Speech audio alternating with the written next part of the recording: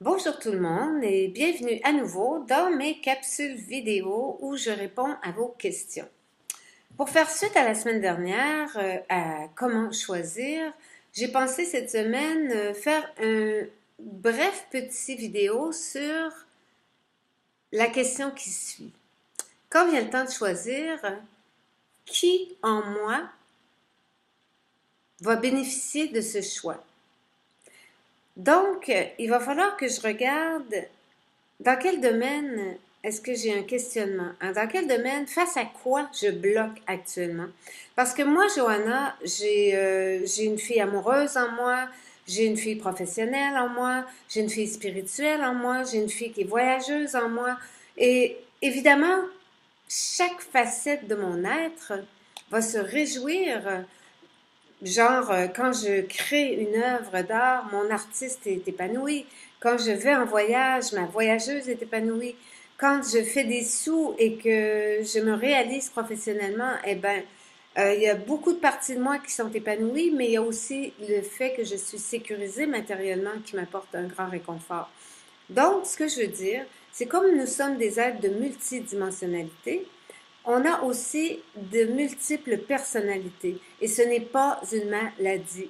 J'ai des forces dans certains domaines et j'ai des faiblesses dans d'autres. Donc, quand je viens confronter à un choix, ce que je dois me demander, c'est quel aspect de moi ici qui est en jeu.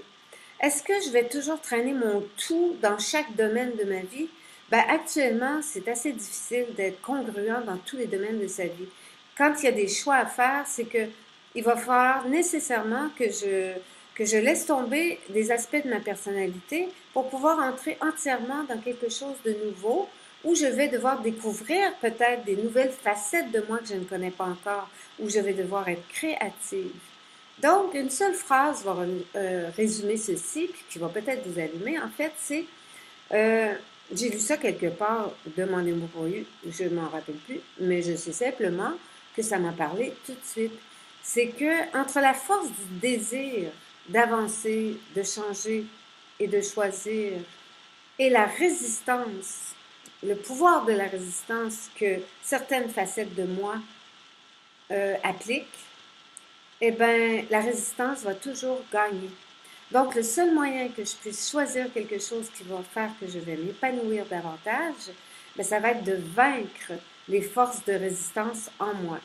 Et si ceux qui résistent en moi, les aspects de ma personnalité qui résistent au changement, euh, ont des bonnes raisons de résister et de remettre à plus tard le choix, ben, I'll surrender. Surrender, ça veut dire je vais me rendre à l'évidence que c'est pas le bon moment pour choisir. Par contre, si les forces de résistance en moi sont simplement des espèces de forces de manipulation, de peur du passé, ou la peur de changer, ou la peur, quelle que soit la peur, qui résiste parce que je vais devoir quitter certaines choses, me détacher de certaines choses ou de certaines sécurités. Ah, je me suis déjà trompée, mais j'ai réussi à m'en sortir. Ben, je recommence la même chose parce que je vais encore réussir à m'en sortir. Ben, je tourne en rond jusqu'à la parfaite maîtrise d'un plan, quoi. Alors, finalement, ben, si je veux réaliser un plan nouveau, eh bien, il va falloir que j'y aille avec la force de mon désir plutôt qu'avec le pouvoir de ma résistance. Je vais donc mettre toutes mes résistances de côté et oser pénétrer l'inconnu. Sur ce, je vous dis à la prochaine. Namaste, love, love, love.